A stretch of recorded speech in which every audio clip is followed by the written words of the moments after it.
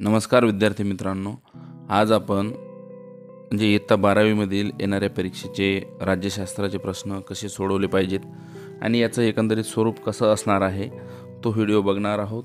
आपण हा व्हिडिओ शेवटपर्यंत बघा, कारण या व्हिडिओमध्ये आपण ज्या रिकामी जागा आहेत किंवा दिलेल्या विधानासाठी समर्पक संकल्पना, गटात न बसणारा शब्द आणि सर्वात महत्त्वाचं म्हणजे जागतिकीकरण असेल किंवा एकंदरीत जे प्रश्न असेल, समजा संकल्पना चित्र, ते कसे सोडवायचे आणि यामध्ये जे आहेत आपल्याला पहिल्या प्रश्नाला जे मॅक्झिमम ऑब्जेक्टिव्ह प्रश्न असतात त्यामध्ये आपले जास्तीत जास्त गुण कसे कव्हर होतील ते बघणार आहोत। तसेच यामध्ये आपण आपलं मत नोंदवा, हे प्रश्न कसे सोडवले पाहिजेत आणि 5 मार्क आणि 10 मार्काचे प्रश्न, तसेच विद्यार्थ्यांनी सोडवलेले जे उत्तर आहेत ते देखील यामधून आपण दाखवणार आहोत, जेणेकरून तुमच्या आयडिया क्लिअर होतील आणि तुम्हाला मॅक्झिमम मार्क्स कव्हर होतील, याबद्दल शंकाच राहणार नाही। आता यामधील हा 50 मार्काचाच प्रश्न आहे आपला, जो प्रथम सत्राचा, तर यावरून सर्वच प्रश्न कव्हर होतील, जेणेकरून आपल्याला जो येणारी बोर्ड एक्झाम आहे त्यामध्ये 80 मार्काचा जो पेपर असेल त्यामध्येही सोडवण्यासाठी मदत होणार आहे। तर बघूया आता यामधील प्रश्न क्रमांक 1 आपल्याला दिसत आहे। खालील दिलेल्या पर्यायामधून योग्य पर्याय निवडून वाक्य पुन्हा लिहा। तर याला 1 मार्क असतो, 4 गुणांसाठी विचारला जातो। तर आपण विद्यार्थ्यांनी सोडवलेले जे उत्तर आहेत त्याबद्दल पहिला बघूया। 1989 नंतर आंतरराष्ट्रीय संबंधामधील महत्त्वाचा प्रवाह, इथे आपल्याला 4 ऑप्शन दिलेले आहेत। द्विध्रुवीयतेचा अस्त, आशियामध्ये प्रादेशिकवादाचा उदय आणि अलिप्ततावादाचा अंत, आणि ड आहे नवीन आंतरराष्ट्रीय आर्थिक व्यवस्थेची मागणी। तर याचा योग्य पर्याय असेल द्विध्रुवीयतेचा अस्त। त्यानंतर दुसरा आहे रिओ दी जेनेरिओ अर्थ समिट 1992मध्ये हे कशावर लक्ष केंद्रित करण्यात आले, याच्यावरती पहिलाच पर्याय याचा बरोबर असेल, पर्यावरण आणि विकास। तिसराही रिकामी जागा आहे विविधतेत एकता, हे महत्त्वपूर्ण भारतीय मूल्य, रिकामी जागा याच्याशी निगडीत आहे। आपल्याला 4 पर्याय दिलेले आहेत, पंचायत राज, राष्ट्रीय एकात्मता, राष्ट्र ही संकल्पना आणि मेल्टिंग पॉट। तर यापैकी योग्य पर्याय असेल विविधतेत एकता, हे ब पर्याय बरोबर आहे, राष्ट्रीय एकात्मता। त्यानंतर चौथी रिकामी जागा आहे लोकपाल ही संकल्पना आपण या देशाकडून घेतली, अमेरिका असेल, युनायटेड किंगडम, स्वीडन आणि रशिया। आपल्याला माहीत आहे लोकपाल भारतामध्ये लागू झालेला आहे आणि लोकायुक्त हे जे पद आहे तर हे महाराष्ट्रामध्ये सुरुवातीला लागू झालं होता, परंतु भारतात हे स्वीडन या देशाकडून आलेलं आहे। त्यानंतर यामधील प्रश्न क्रमांक ब आहे, पहिल्यामधला ब, दिलेल्या विधानासाठी समर्पक संकल्पना लिहा। हे 3 गुणासाठीच दिलेलं आहे, कारण पेपर 50 मार्कचा आहे। तर यामध्ये पहिलं दिलेलं आहे शासकीय अधिकाऱ्यांच्या विरोधातील तक्रारीची चौकशी करणारी व्यक्ती, तर ती व्यक्ती लोकपाल किंवा लोकायुक्त ही असते, जे की शासकीय अधिकाऱ्याने गडबड घोटाळा काही केला असेल, भ्रष्टाचार केला असेल तर त्या ठिकाणी। दुसरं दिलेलं आहे समाजात भीती, घबराट, धास्ती निर्माण करण्यासाठी हिंसाचाराचा केलेला वापर, तर याला आपण दहशतवाद म्हणतो। आणि तिसरा आपण दिलेला आहे जास्त उत्पन्न देणाऱ्या जातीच्या बियाण्यांचा आपण त्याला काय म्हणतो, म्हणजे सिंचन पद्धतीचा विस्तार, याला आपण काय संबोधणार, तर याला हरित क्रांती असं आपण संबोधतो। त्यानंतर प्रश्न क्रमांक याच्यामधील क दिलेला आहे आपल्याला, गटात न बसणारा शब्द आपल्याला ओळखायचा आहे। तर शब्द दिलेले आहेत दहशतवाद, नक्षलवाद, राष्ट्रवाद आणि उग्रवाद। तर यापैकी वेगळा शब्द राष्ट्रवाद येतो, कारण दहशतवाद, नक्षलवाद आणि उग्रवाद ह्या संकल्पना म्हणजे ज्याला आपण समाजात भीती निर्माण करणे याशी रिलेटेड आहे, परंतु राष्ट्रवाद ही वेगळी संकल्पना आहे। त्यानंतर आहे दुसरं मोबाईल, सॅटेलाईट, इंटरनेट आणि ग्रामोफोन। तर यापैकी वेगळं आपल्याला ग्रामोफोन असलेलं दिसतं। यानंतरचा प्रश्न आहे बघा, पुढील विधानांचा सहसंबंध आपल्याला या ठिकाणी म्हणजे स्पष्ट करायचा आहे। तर पहिला जो दिलेला आहे तो आहे जागतिकीकरण आणि संस्कृती, याला 3 गुण आहेत। बघा आता यामध्ये हे सोडवलेलं उत्तर विद्यार्थ्यांनी ते आपल्याला कसं सोडवायचं, तर जागतिकीकरण आणि संस्कृती, बघा जागतिकीकरण संस्कृतीचा वाहक आहे। आणि दुसरा मुद्दा आहे समाजात व्यक्तिवाद व भौतिकवाद वाढला आहे। तिसरा मुद्दा पारंपरिक मूल्यापेक्षा आधुनिकीकरण, पाश्चिमात्यीकरण ही मूल्य अधिक महत्त्वाची म्हणजे वाटू लागली आहेत। त्यानंतर आहे खानपानामध्ये बर्गर व पिझ्झासारख्या या परकीय खाद्यपदार्थाच्या संस्कृती, म्हणजे याला आपल्या भारतीय संस्कृतीमध्ये पण एक दर्जा प्राप्त झालेला आहे। याचाच अर्थ काय आहे, जगामध्ये जागतिकीकरणाच्या माध्यमातून संस्कृतीची जी देवाणघेवाण आहे, म्हणजे बर्थडे सेलिब्रेशन असेल किंवा पिझ्झासारखे पदार्थ खाणे असेल, हे आपण आता आपल्या संस्कृतीमध्ये ॲक्सेप्ट केलेलं आहे. त्यानंतर दुसरं आहे गरिबी आणि विकास. याचं उत्तर कसं लिहायचं आपण? गरिबी म्हणजे मिळकतीचा आणि उत्पादन साधनांचा अभाव. गरिबीमुळे शिक्षणाचा अभाव असतो, त्यातून मागासलेपणा उद्भवतो. आणि अशामध्ये 3 मार्काचा आहे, तर आपण 3 मुद्दे लिहिणं गरजेचं आहे. त्यानंतर दुसरं आहे दारिद्र्य निर्मूलन कार्यक्रमाचे उद्दिष्ट, म्हणजे दुर्लक्षित घटकांना रोजगार आणि स्वयंरोजगाराच्या संधी यामधून आपण देत असतो आणि त्यापासून दारिद्र्य दूर होऊन त्या माध्यमातून आपला विकास होतो. तिसरा मुद्दा आहे देशाच्या आर्थिक विकासासाठी दारिद्र्य निर्मूलनाला प्राथमिकता दिली जाते आणि स्वतंत्रोत्तर कालखंडात भारतातील दारिद्र्य निर्मूलन आर्थिक विकासाच्या उद्दिष्टांचा पाठपुरावा केला आहे. त्यामुळे भारतातील दारिद्र्य आता आपल्याला कमी होताना दिसत आहे आणि विकास, आर्थिक विकास होताना पण आपल्याला दिसतो आहे. यानंतरचा आहे आपला प्रश्न क्रमांक 3. पुढील संकल्पना चित्रे स्पष्ट करा. म्हणजे आपल्याला दिलेलं आहे राष्ट्रीय एकात्मतेची मूल्य. 3 आपल्याला दिलेले आहेत: समानता, धर्मनिरपेक्षता आणि राष्ट्राप्रती निष्ठा. तर यामधील पहिलं येणार सामाजिक, राजकीय, आर्थिक न्याय, बंधुत्व जोपासणे, विविधतेत एकता आणि समान संधी किंवा समान नागरिकत्व.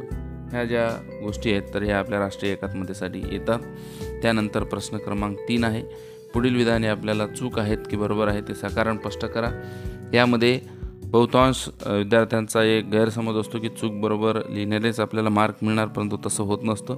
1 मार्क आपला चूक आणि बरोबर हे ओळखायला आहे आणि 1 मार्क आपल्याला त्याच्या स्पष्टीकरणाला दिलेला असतो.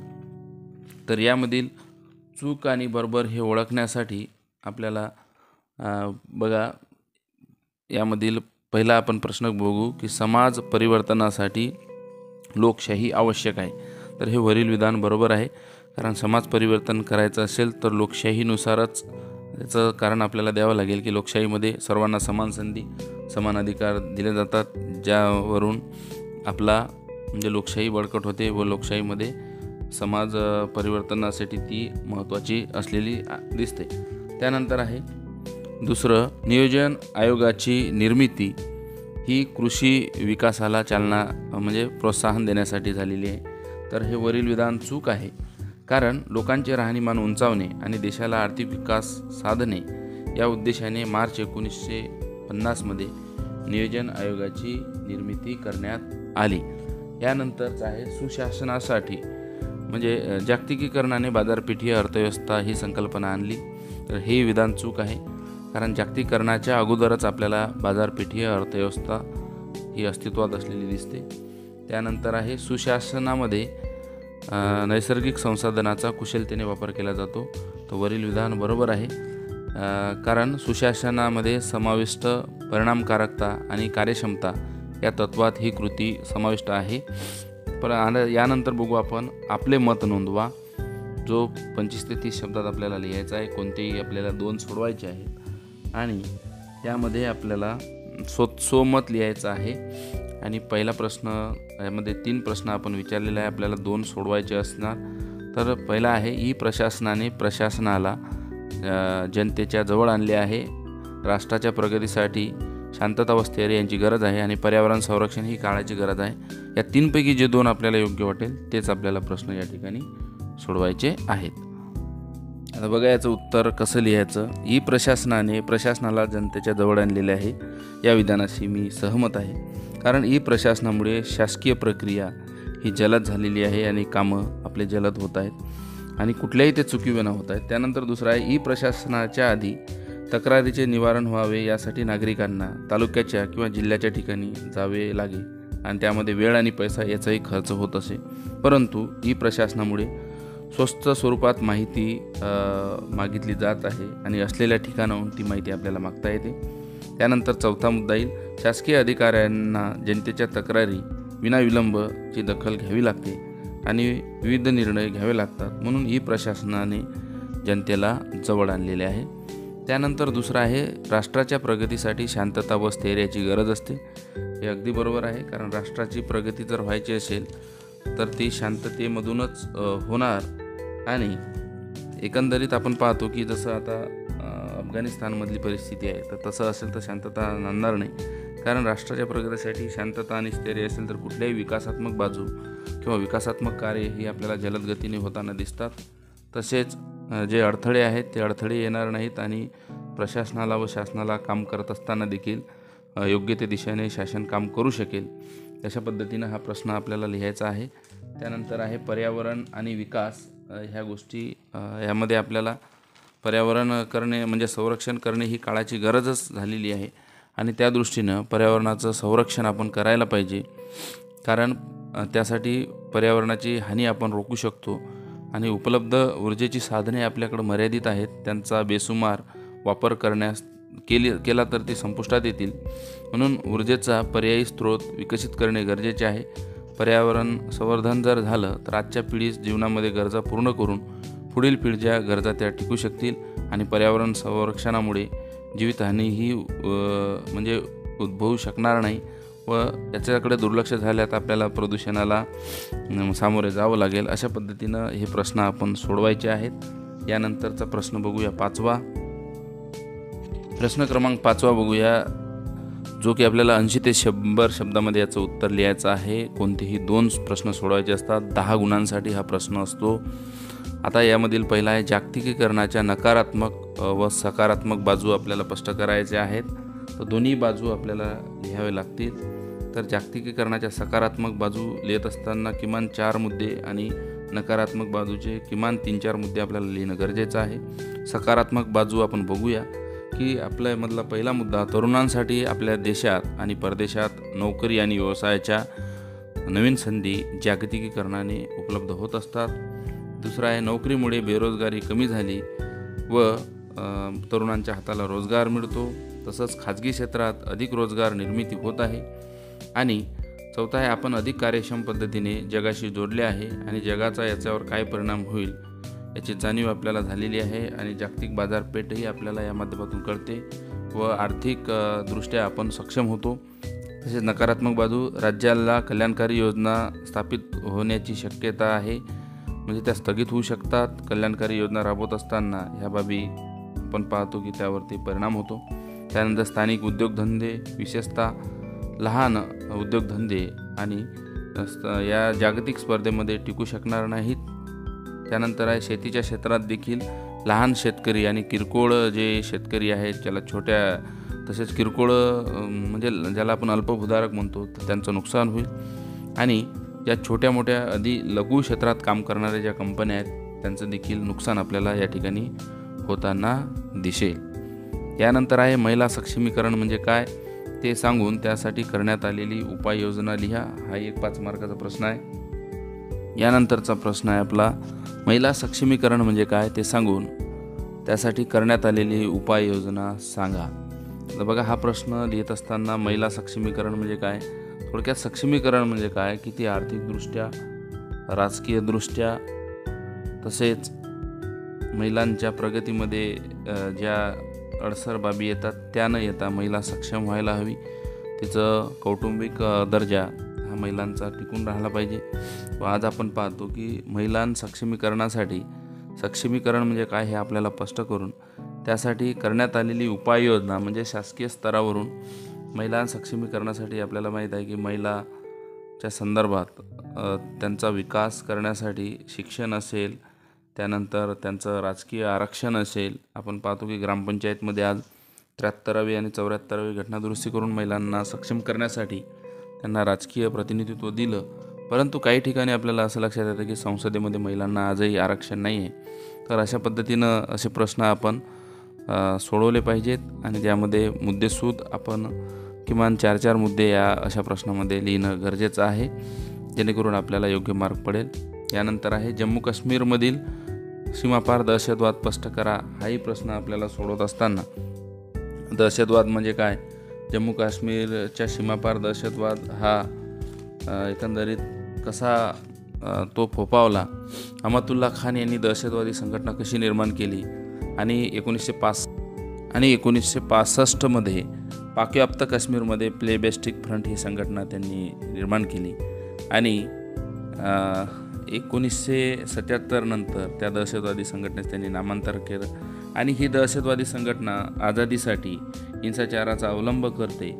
तसेच ज्या कारवाया आहेत त्यांना पाकिस्तानकडून मदत मिळते आणि या दहशतवादी संघटनेचं भारतीय सैन्याने एकंदरीत अनेकदा याच्या विरोधात ऑपरेशन चालवलेले आहेत हे आपल्याला माहिती आहे। आणि यानंतरचा मुख्य प्रश्न 10 मार्काचा असतो।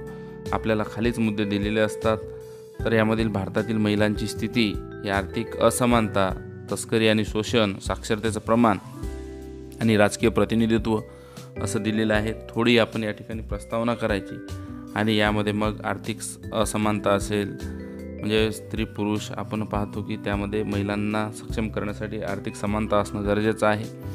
तसंच तस्करी आणि शोषण पाहतो आपण, महिलांची तस्करी होते, तसंच कौटुंबिक शोषण होतं काही ठिकाणी, सामाजिक जसं आपण दिल्लीचं निर्भया हत्याकांड बघितलं तर अशा ठिकाणी असे मुद्दे आपण ज्यामध्ये करंट मुद्दे पण लिहिणं गरजेचं आहे।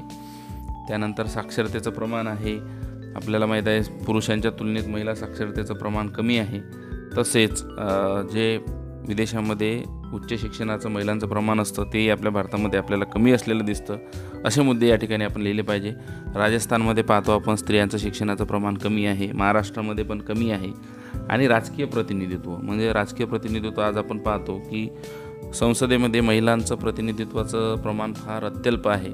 आपण विदर्भामधलं किंवा महाराष्ट्रामधलं पाहू तर मोजकेच 4-5 खासदार महिला असलेल्या आपल्याला दिसतात। त्यामध्ये प्रीतमताई मुंडे आहेत, त्यानंतर अमरावतीच्या नवनीत कौर राणा, त्यानंतर आपल्या राष्ट्रवादीच्या सुप्रियाताई सुळे आणि प्रमोद महाजन यांचा पूनम महाजन त्यांची मुलगी, तर अशा कमी खासदार आपले महिला खासदार आहेत, म्हणून हे प्रतिनिधित्व वाढलं पाहिजे। अशा पद्धतीने आपण यामध्ये अतिरिक्त म्हणजे मुद्दे टाकून, जनरल नॉलेज टाकून देखील काही लेटेस्ट मुद्दे टाकून देखील आपण हा प्रश्न सोडू शकतो, जेणेकरून आपल्याला 10 पैकी किमान 9 गुण किंवा पैकीच्या पैकी गुण मिळेल। विद्यार्थी मित्रांनो, आपल्याला हा व्हिडिओ आवडल्यास आपलं चॅनल सबस्क्राईब करा आणि मित्रांना शेअर करायला विसरू नका। धन्यवाद।